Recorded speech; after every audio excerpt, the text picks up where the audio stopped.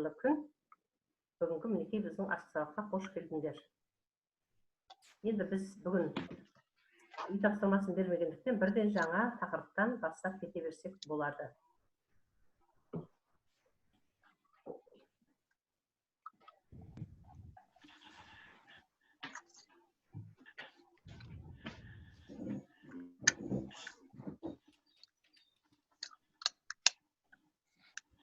Бүгінгі сабағымыздың қысқаша жоспарымен таныстырып өтсем, мінекей экранда көріп отырғандарыңызды балдар.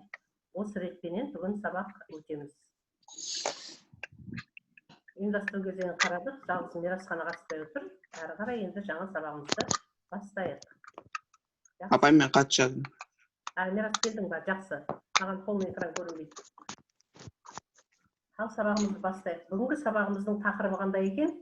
Бәріңе экранда көрініп тұрса, қандай? Бөлімдері әртүрлі алгебралық бөлшектерді қосу және азайту. Яғни бөлімдері әртүрлі бөлшектерді қосу және азайту. Бүгінгі мақсатымыз осы бөлімдері әртүрлі бөлшектерді қосу және азайтуды үйрену. Жалпы біз 5 сыныпта жай бөлшектерді қосу, азайтуды үйрендік. Жай бөлшек деп отқанымыз сол кезде біз тек сан мәндерімен ғана жұмыс жасадық. Бізде формула, мінекей, бөлімдер әртүрлі болған кезде экрандағы формуланы қолдандық, қосу кезінде, азайту кезінде формуланы қолдандық. Енді бұл жердегі А, Б, С, Д деп отқандарымыз сандар болып кетті. Және бөлім еш уақытта нөлге тең болмайды деген қағиданы естен ұмытқан жоқтығымыз. Енді бүгінгі тақырыбымызда осы А, В, С, Д деп отқандарымыз алгебралық бөлшектер. Алгебралық өрнектер, соның ішінде алгебралық бөлшектер. Енді, экраннан не көріп отырсыңдар, балалар? Самолет, катер. Қалай қозғалыстар? Бір-біріне қарама-қарсы. Сосын тағы не көріп отырмыз? Яғни өзеннің ағысы жол, қозғалыс. Катердің көріп отырмыз, және бір бағытта жүрген автокөліктер немесе қарама-қарсы жүрген автокөліктер. Енді мына суреттен не көріп отырмыз? Ұста және оның шәкіртінің екеуінің жұмыс істеп жатқаны. Мына жерде қауымды тұрып жатқан. Міне осы өмірдегі жағдайдың барлығында да бізде алгебралық бөлшектер қолданылады екен. Яғни олардың мысалы бір-біріне қаншалықты жұмысты артық болғаны, бір-біріне жылдамдықтары қанша артық. Сонда мысалы қарама-қарсы жүрген өзен ағысы менен және ағысқа қарсы жүргеннің өзінде де бөлімдері қандай болады? Әртүрлі болады. Өмірде мінекей бүкіл есептер, тұрмыстағы физика саласы, химия, медицина, құрылыс, даже барлық өмірдегі бүкіл жағдайлардың барлығында да бөлшектер, алгебралық бөлшектер қолданылады екен. Енді осы алгебралық бөлшектерді қалай қосамыз? Мінекей осыған мән берейік. Енді қазір алгебралық бөлшектер болғандықтан олардың бөлімдері нөлге тең болмау керек деген қағиданы ұстаймыз. Яғни бөлшектің нөлге тең болса, бөлімі не болады, балдар? мәні жоқ болады. Мәні жоқ. Яғни ол өрнектің мағынасы болмайтын. Сондықтан бөлшектің мағынасы А, В, С нөлге тең емес. Экранды сызбаймыз, балалар. Кім кедергі жасап отқан? Енді міне бірінші мысал. 2х бөлінген асы қосылған 3y бөлінген б-сы. Осы екеуінің қосындысын табайық. Ортақ бөлімі не болады? Б. Б ғана ма? Б. Ортақ бөлімі Апай, авысы. асы, екінші б-сы. Ортақ бөлімі, яғни еселігі. Авысы. Авысы. Бірінші бөлшекке қандай тоқтауыш көбейткішті көбейтеміз? Екінші бөлшекке қандай? Бұл кезде мінекей мынадай өрнек шығады екен. Ең соңында не шықты? 2vx қосылған 3ay бөлінген абысы. Жақсы, екінші есеп, енді айырмасын қарастырайық. Бірінші бөлшектің бөлімінде а квадрат, в-ның 4 дәрежесі. Екінші бөлшектің бөлімінде а куб, в-ның квадраты. Алымдары мінекей 7х квадрат, 5y квадрат. Енді осы екі бөлшектің бөлімінде ортақ бөлімі не деп қарастырамыз? Апай, А куб пен А Б куб төрт дәрежесі. Бұның төрт дәрежесі. Яғни біріншіге нені Біз үлкен бөлеміз? дәрежелерді алу керек. Біз Оған береміз. А, Оған береміз. Адам Аны береміз. А береміз. Ана Маған аяқтайын. V квадрат. B квадрат. Алымында бөлімінде тоқтауыш көбейтке көбейтсек, қандай бөлшекке келеді екенбіз? Бөлімдері бірдей бөлшектерді азайту немесе қосуға келеміз. Әрі қарай бөлім өзгеріс. А куб В 4 дәрежесі. Сонда мынадай өрнек шықты. Енді сонда бөлімдері әртүрлі бөлшектерді қосу үшін не істейді екенбіз? Олардың бірінші бөлімдерін бірдей қылып аламыз. Ортақ бөлімге келтіреміз. Ортақ бөлімге кетіреміз. Жақсы. Бүгін сабақты түсінсек, түсінгендерімді көру үшін мен екі тапсырма беремін, кәне орындайық. Кім бірінші болады? Мен болдым десін.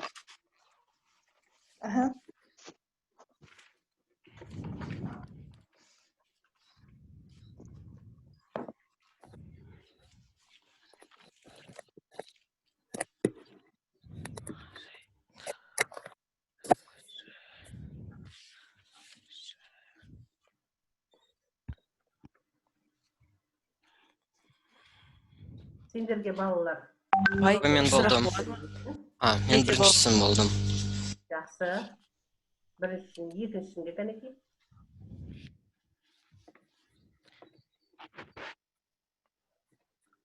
Апай болдым. Апай болдым екіншісі. Апай болдым. Барын болдым. Жақсы. Рүстем. Мен де болдым. Мен де болдым. Мен де. Жақсы. Өте жақсы. Кәне біріншінің жауабын айтады. Мен айтайыншы. Бола мен. Үстінде 47, астында 60 В. Сөйтіп айтамыз ба? Алымында 47А. Алымында 47. Алтында 47А, бөлімінде 60 В. Екіншінің жауабын айтады. Мен апай. Айтайыншы. Мен айтайын, апай. Апай мен айтайын. Қанша айта ғой? Алымында 1, бөлімінде X-тің кубы. Дұрыс. Бір? Бір бөлінген. Жақсы. Енді әрі қарай сәйкесін тап деген тест орындайық. Білімлен сайты бойынша тесттерді орындаймыз. Мұқият қараймыз.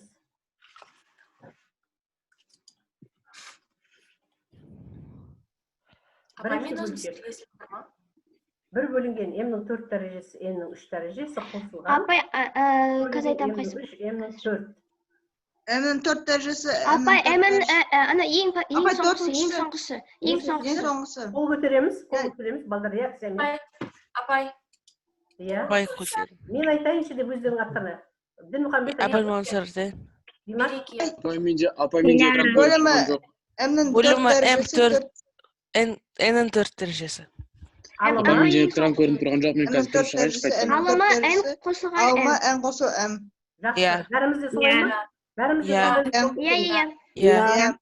Жақсы. Кімде солай? Сол көтереміз. Екінші сұраққа кеттік. Бір бөлінген 4 X қосылған, 2 бөлінген 3 Апай мен айтайын. Апай.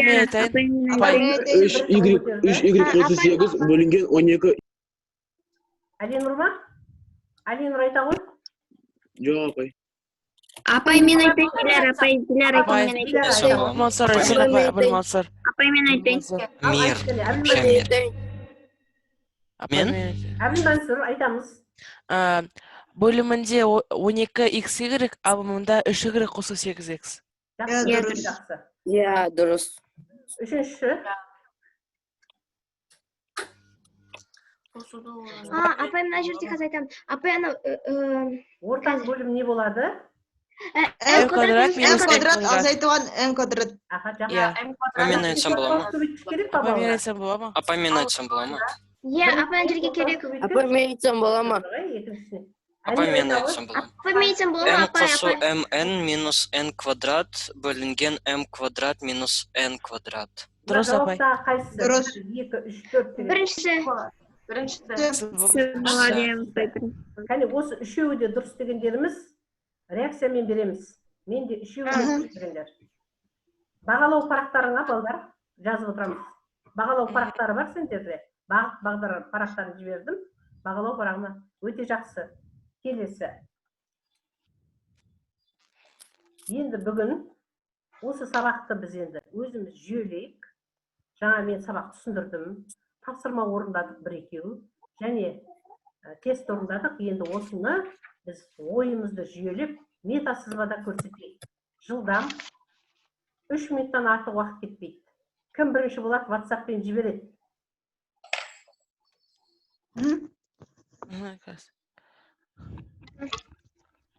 Алғашқы 3 баланы WhatsApp-пен көрсетемін. Экранға көрсетемін.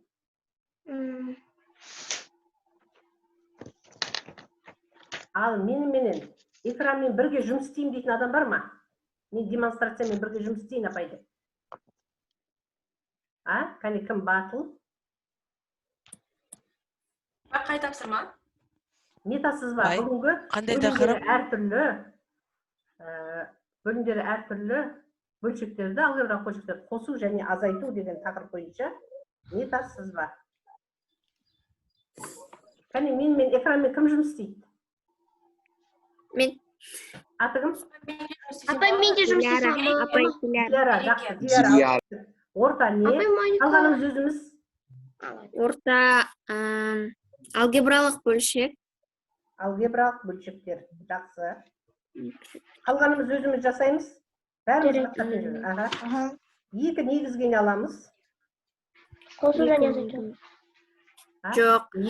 Қосын емес, екі бөлшек алуға болады негізге. Жақсы. Бөлімдері бірдей емес алайық. Дұрыс, өте жақсы. Бөлімдері бірдей емес бөлшектер. Яғни бөлімдері әртүрлі. Бөлімдері әртүрлі. Екеуінің арасында қандай байланыс бар деп ойлаймыз?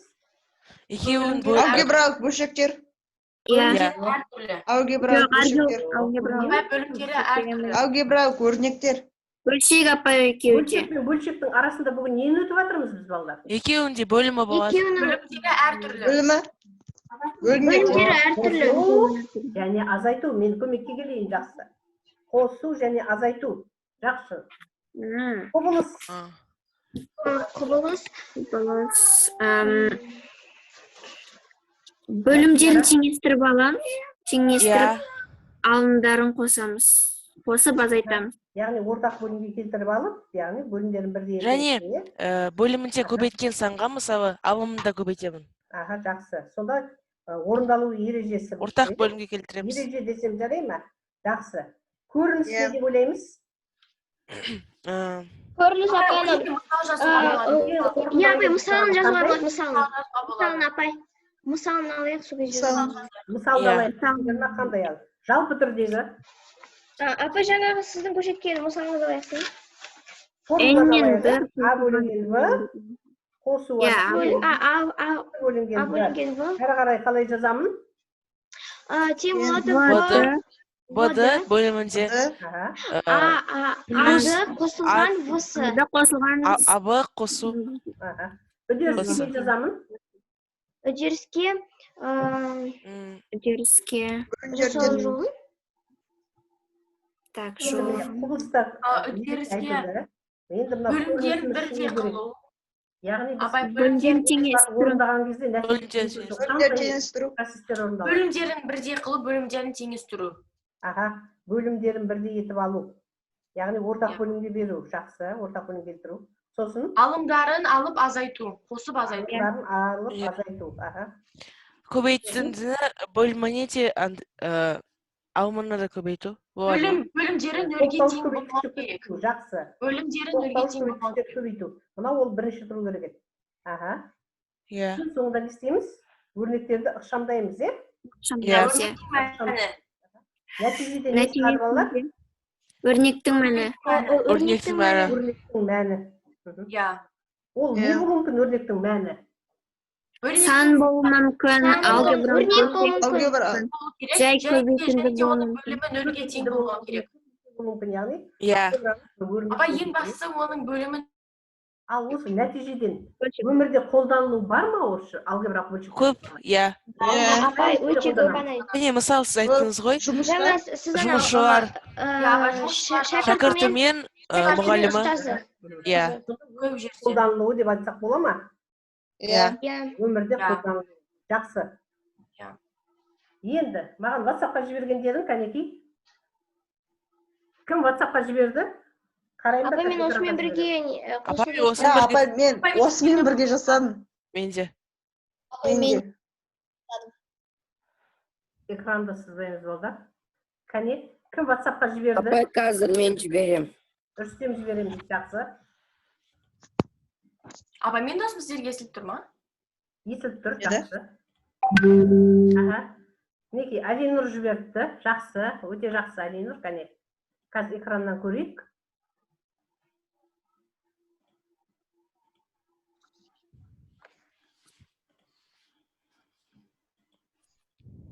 Рүстем де жіберді.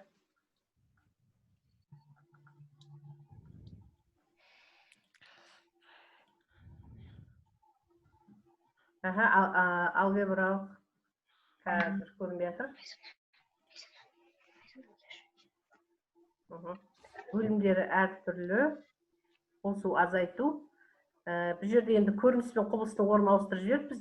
Біреуінде формула, біреуінде қосу, азайту. Үдеріс дегенде қате жаздық па, бөлімдерін орындау. Қосу, азайтуды орындау дейді. Мына жерде не? Өрнектің мәні сан дейді. Енді қазақша жазу керек, есептеу деп. Вычислить дей ма? Алинұр, қазақша жазамыз. Жақсы. Әр баланың өзіндік ойы бар. Тағым жіберді кәнекей. Апай, барлығы қазақша жазылып тұр, просто почерк түсініксіз. Жақсы. Тағым жіберді екен көрейік. Рүстемдікін көрейік.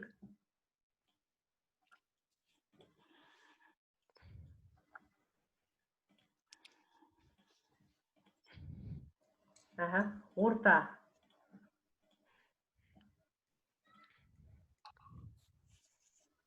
Орта бөлшек. X бөлінген Y, X бөлінген Y деп жүрді. Y бөлінген X болады дейді. Негізіміз деп алғансың ғой, е? X бөлінген айнымалылар жазған, енді өзінің ойы дұрыс құбылыс ортақ бөлімге келтіреміз дейді. Көріністе осы екі өрнектерді бір-біріне қосамыз немесе азайтамыз дейді. Үдерісте бөлімі нөлге тең болмау керек дейді. Өте жақсы, құнды пікір. Бөлімдерін бірдей қылып алу керек дейді. Амалдарды орындау керек дейді. Нақты, қысқа жауап өте жақсы. Өрнектің мәні сонда жалпы мынадай шығады деген. Жақсы, Рүстеммен келісеміз. Басқаларының барлығында мен тексерем. Қазір енді оған уақыт жоқ. Осы екі баланы тексерсек жеткілікті деп ойлаймын. Жақсы. Енді әрі қарай. Тағы жіберген бар ма? Мен 3 баланы көрейінші деп ойлап едім. Апай, мен қазір бере салам. Апай, мен жасап жатыр едім қазір. Тағым жібереді. Барлығымыз жібереміз. Сабақтан кейін болса да мен міндетті түрде қараймын, балдар. Жақсы ма? Иә. Мінекей, Маликаны көрейік. Жақсы. 3 баланы көрейік. Ер кезек 3-ке дейін дейді, 3 баланы көрейік. Малика, өзің оқып бере ғой. Ортасын алгебралық бөлшек деп алдым. Және бөлімдері әртүрлі дегенді алдым. Бөлшектерін әртүрлі. Сосын құбылысқа жаздым, бөлімдерін теңестіру деп. Сосын көрініске бір мысал жаздым. Соған ұқсап. Сосын үдеріске бөлімін теңестіру, андай, қалай дана? Тоқтауыш көбейткіш, тоқтауыш көбейткіш беру, және амалдарды орындау. Бірдей бөлімге келтіру дейік. Жақсы. Бірдей бөлімге, сосын өрнектің мәні. Жақсы. Әрі қарай енді бүгін сабағымызды оқулықпен жұмыс жасаймыз. 6-да 36-шы есепті орындайық кәнекей. Апай, мен болдым. Қай беттеріңіз, апай? 6-да 36. Мен енді сендерге бағыт бағдар парағын беріп жібердім. Енді сендер сонымен жұмыс істеп кетіп жатырсыңдар ау деймін, ә? 6-да 36, 6-да 37 есепті шығарайық кәнекей. Апай, мен 36-ны бітті. Енді бірге жұмыс істеп отырмыз. Мен айтсам бола ма, мен де шығардым. Апай, мен де айтсам бола ма, мен де шығардым 36. Мен жаңа сабақтың жіберіп едім. Жақсы. 36-ны болдық па сонымен? Иә. Апай, мен болдым. Кәне, Мен айтсам болады ма, апай? 36 болғандар. Бергі береміз. Іңкәр, Әбілмәнсүр, Кәмшат, Береке, Малика, Диляра. Алтау әлі шығармағандарымыз бар. Әмир, Мирас. Біздің математик Мирас кәнеки, не болды? Түсінбей жатырмыз жолда.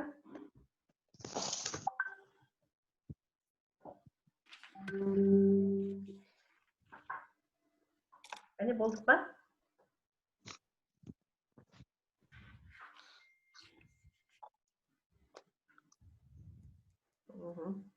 Жақсы. Я болды. Апай жіберейін бе? Жақсы. Жібереміз. Ауызша айтайықшы. Маған жібереміз, бәріміз де жібереміз. Жарайды. Менде тұру керек ол. Апай менде кітап жоқ дейді Амир. Бәріміз WhatsApp-пен маған жібереміз. Әрі қарай тексеруді орындаймыз. Кәне, Мирас, Айқыз, Іңкәр. Болдық па, Алинұр? Алинұр жұмыс істеп отырмыз ба? Видео қосамыз балалар. Жақсы. Тексерейік. 36-ның бірінші айтады маған. Мен айтсам болады ма? Мен апаймен айтайыншы, апаймен бағана бері айтқан жоқпын. Байқау көз. Бөлімінде 4x, алымында 3. Дұрыс емес.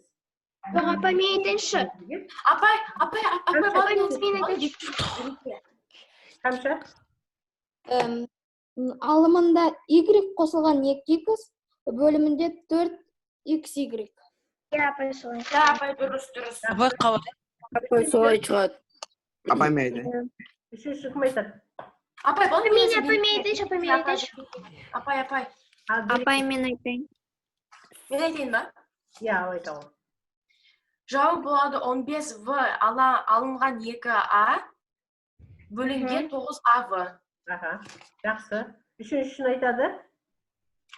Кім айтады? Апай мен қолым көтеремін. Апай, Сұрайын, Марика, сені жаңа мен метасыбан сұрадым ғой, енді бөлейінді әркімді. Бүрістен айтады. Мен айтайын ба, апай? Иә?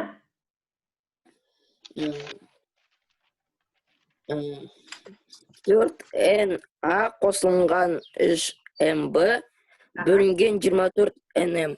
Жақсы. Соңғысын айтады. Кәмшат айта ғой. төртіншісін 3bx минус 2ay бөлінген 36ab. Минус па, плюс па балдар? Минус. Минус болады, я. Апай қайсысы төртіншісі ма? 36 Иә, төртте минус болады. Жақсы. Минус болады. Осы төрт есепте менде дұрыс дегендері реакция береміз. Менде дұрыс барлығы. Апай, менде үшеуі дұрыс. Менде төртеуі дұрыс. Апай, мен түсінбедім, неге қате біріншісі? Кітаптың артында сондай, менде сияқты. Енді қара, біріншіңді мен талдап кете салайық. 4x, 1 бөлінген 4x плюс 1 бөлінген 2y. 4 пен 2-нің бірінші көбейткіштердің сан мәні коэффициенттің ортақ бөлімін тапсақ, 4 пен 2-ге не болады ортақ бөлім? 4xy ортақ бөлімі. Жақсы. Енді бірінші... Және сосын біз 1-ге y-ті көбейтеміз, және 1-ге 2x көбейтеміз. Иә. Сонда 1 қосу 2x, бөлімінде 4xy шығады. 1y демей ақ қойық, y плюс 2x деп айтамыз, е? Иә. Менде солай шықты. Иә. Y плюс 2x бөлінген 4xy болады. Жақсы. Иә. Келесі, 37-ні шығарып жатырмыз ба? Мен шығардым біріншісін. Апай, мен де Біріншісін айтсам бола ма? Апай, мен айтсам болады. 37-нің Біріншісін. екеуін шығарайық. Апай, мен болдым екеуінде. 37-нің екеуін шығарамыз. 1 минут уақыт берем. 37-нің 1-2-сін ғана шығарайық.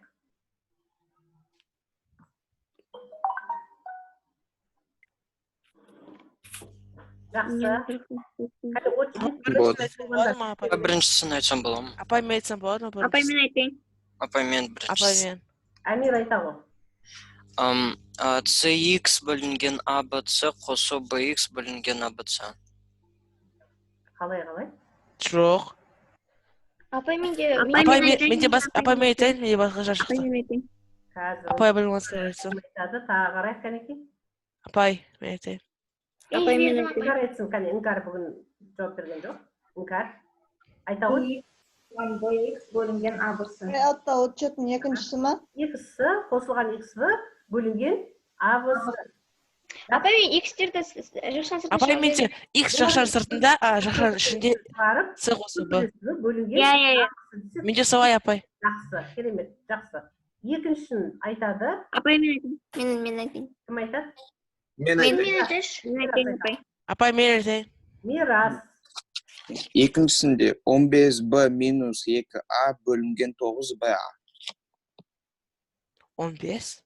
Неге? Қайдан ал? Ой, z a азайтылған yb бөлінген x yz. С жоқ қой. Иә. Минус v. Енді ғана айттың дұрыс. Кәне, осы екі есеп дұрыс дегендер кәне реакция береміз.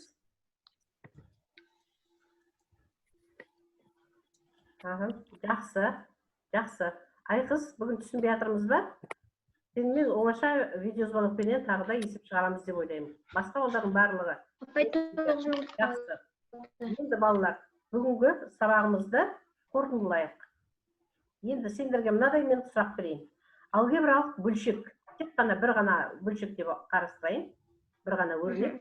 Қай кезде нөлге тең болады, кім айтады? Апай, мен айтайын. Апай, мен айтайын. Апай, мен айтайын. Апай, мен айтайын. Ал түсем, айта ғой. Алгебралық бөлшек нөлге тең болады, егер оның алымы нөлге тең болса.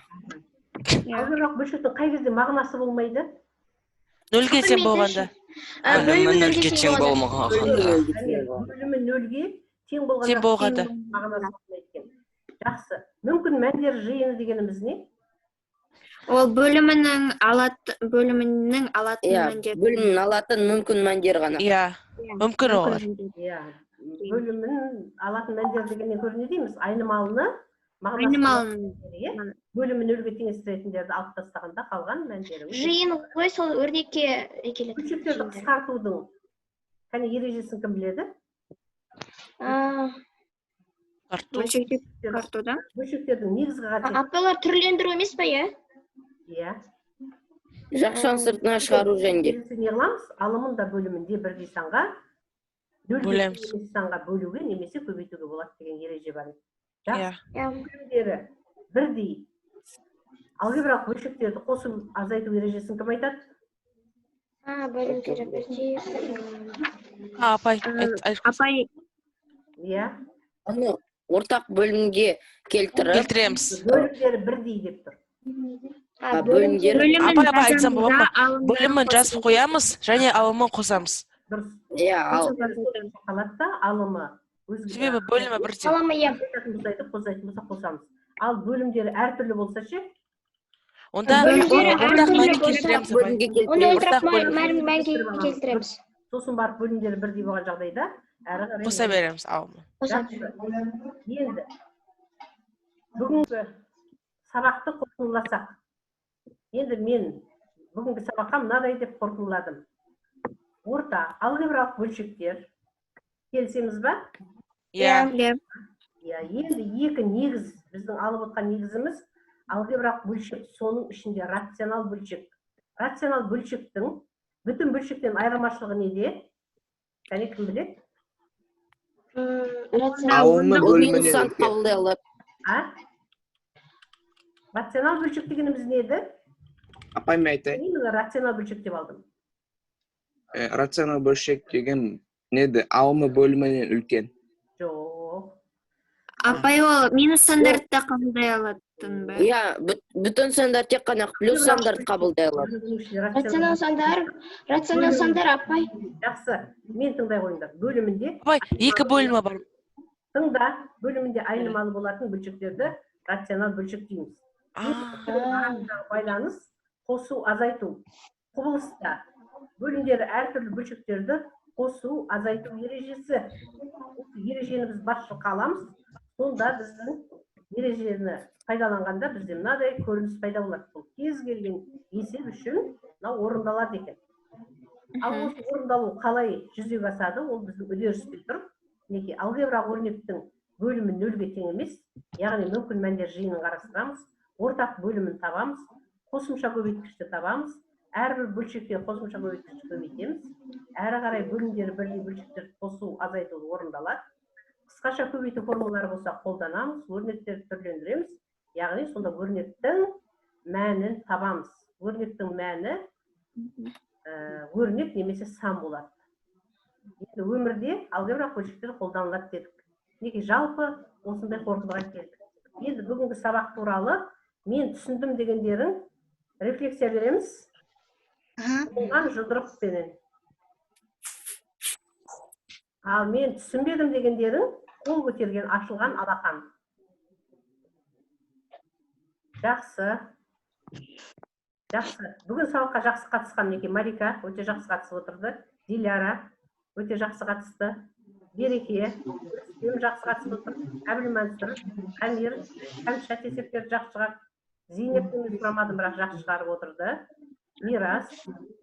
Осы балаларға бүгін жақсы түсінгендер үшін сендерге күліп тұрған смайликтер.